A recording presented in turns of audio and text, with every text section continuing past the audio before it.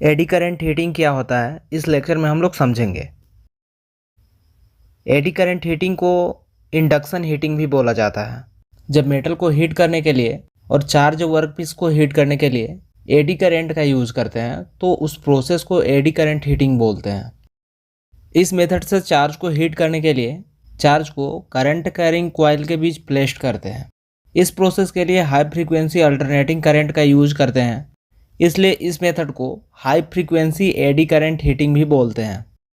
इस प्रोसेस में magnetic field create करने के लिए इंडक्टिव कॉइल का यूज किया जाता है, जिसको हीटर कॉइल और वर्क कॉइल भी बोलते हैं। इस टाइप का heating method mainly eddy current loss पर डिपेंड होता है, जो कि प्रोडक्शन ऑफ हीट के लिए रिस्पॉन्सिबल होता है। इस लेक्चर में एडी करंट हीटिंग प्रोसेस को काफ़ी डिटेल में समझेंगे, as well as important equations को देखेंगे। टॉपिक काफ़ी इंफॉर्मेटिव है, so watch the video completely. As you can see in the diagram, एक मेटल वर्क पीस है जिसके ऊपर कॉइल प्लेस्ड है। कॉइल को बनाने के लिए जनरली कॉपर मटेरियल का यूज करते हैं due to their good conducting property. Copper का इलेक्ट्रिकल कंडक्टिविटी हायर होता है, इसलिए हम लोग एज अ कॉइल कॉपर का यूज करते हैं। नाउ इस कॉइल के क्रॉस जब एसी सप्लाई प्रोवाइड करते हैं तो कॉइल के इंडक्टिव प्रॉपर्टी के कारण मैग्नेटिक फ्लक्स प्रोड्यूस होती है, जो कि वेरिंग नेचर की होती है। हम लोग एसी सप्लाई प्रोवाइड कर रहे हैं, इसलिए क्रिएट होने वाली फ्लक्स का नेचर अल्टरनेटिंग होता है। एंड जब वेरिंग फ्लक्स इस चार्ज वर्कपीस को कट करती है तो चार्ज में सेल्फ ईएमएफ इंड्यूस होता है from Faraday's law of electromagnetic induction. इस प्रिंसिपल के अकॉर्डिंग व्हेनेवर चेंजिंग फ्लक्स किसी स्टेशनरी कंडक्टर को कट करती है, otherwise varying conductor stationary field को कट करता है, तो दोनों कंडीशन में उस कंडक्टर में ईएमएफ इंड्यूस होगा। So due to self EMF inducing in the conductor, charge में करंट सर्कुलेट करती है, जिसको एडी करंट बोलते हैं। एंड जो एडी करंट है उसका यहाँ पे कोई यूजफुल वर्क नहीं होता है, सो जो करंट है वो हीट के फॉर्म में वेस्ट होती है। इस तरह एडी करंट के हेल्प से चार्ज वर्कपीस को हीट करते हैं। एडी करंट के कारण जो पावर का लॉस होता है that is given by P is directly proportional to B square F square, where B is the magnetic flux density and F is the supply frequency. Since eddy current magnetic flux density के directly proportional है, so flux density को control करके eddy current heating को control कर सकते हैं। Charge के surface पर एडी करंट ज़्यादा प्रोड्यूस होती है compare to deep inside.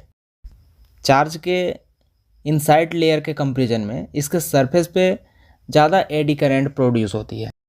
The depth of the eddy current into the charge is given by equation D is equal to 1 by 2 pi under root rho into 10 to the power 9 upon mu r into F in centimeter, where rho is the resistivity of the molten metal, F is the supply frequency and mu r is the relative permeability of the charge. Eddy current heating में usually 10 kilohertz to 40 kilohertz supply frequency use होती है। The eddy current losses in magnetic material is given by the equation P is equal to Ke B square M T square F square V in watts, where K is the coefficient of eddy current, Bm is the maximum value of flux density in Weber per meter square, T is the thickness of lamination in meter, F is the frequency of reversal of the magnetic field in hertz, and V is the volume of the magnetic material in meter.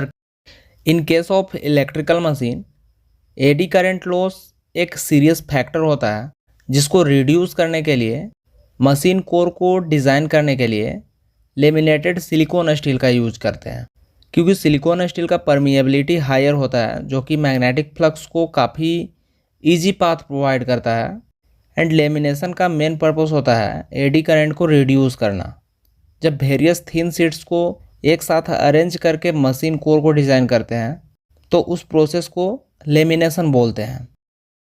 जब हम लोग eddy current loss की बात करते हैं तो एक और रिलेटेड टर्म आता है, that is hysteresis loss. Hysteresis loss machine के कोर में होता है, लाइक ट्रांसफार्मर और इलेक्ट्रिकल मोटर कोर। यहाँ पे हम लोग हिस्टैरिसीस लॉस का बेसिक समझेंगे एंड लास्ट में एडी करंट हीटिंग का मेरिट एंड डिमेरिट देखेंगे। ट्रांसफार्मर का कोर फेरोमैग्नेटिक मटेरियल का बना हुआ रहता है। इनिशियली जब कोर से मैग्नेटिक फील्ड लाइंस फ्लो नहीं करती है, उस टाइम कोर का एटॉमिक मॉलिक्यूल्स रैंडमली अरेंज्ड रहता है एंड जब एमएमएफ फोर्स अप्लाइड होता है by the magnetic flux, then core का मॉलिक्यूल्स एक दूसरे के पैरेलल में अरेंज्ड हो जाता है in the axis of magnetomotive force. And जब फ्लक्स कोर से फ्लो नहीं करती है तो मॉलिक्यूल्स अपने इनिशियल पोजीशन पर आ जाता है।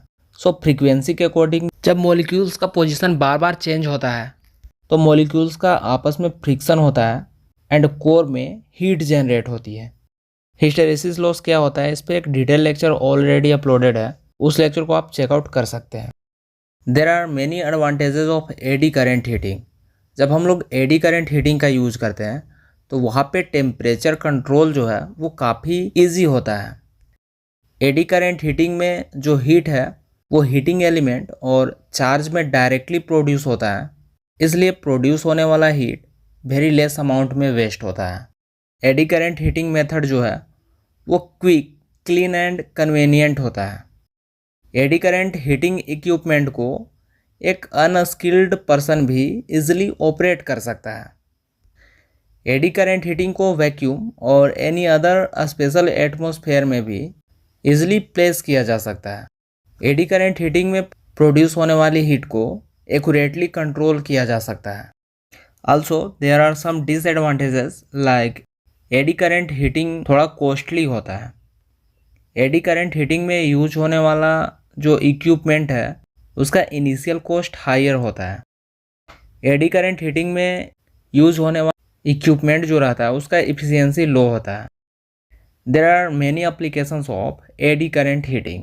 सरफेस हार्डनिंग प्रोसेस के लिए एडी करेंट हीटिंग का यूज किया जाता है। एडी करेंट हीटिंग का यूज सोल्डरिंग के लिए किया जाता है। पेंट्स को ड्राई करने के लिए एडी करेंट हीटिंग का यूज किया जाता है। इसका यूज ऑल्सो वेल्डिंग प्रोसेस में किया जाता है। इसका यूज फोर्जिंग के लिए किया जाता है एंड रिवेट हेड्स को फोर्जिंग करने के लिए किया जाता है। वेरियस मेटल्स को मेल्ट करने के लिए एडी करेंट हीटिंग का यूज किया जाता है। तो इस तरह से कोई भी टॉपिक को अगर आप इजी वे में समझना चाहते हैं तो चैनल को सब्सक्राइब कर लें और बेल आइकन को भी प्रेस कर लें ताकि वीडियोज आप तक पहुंच सकें।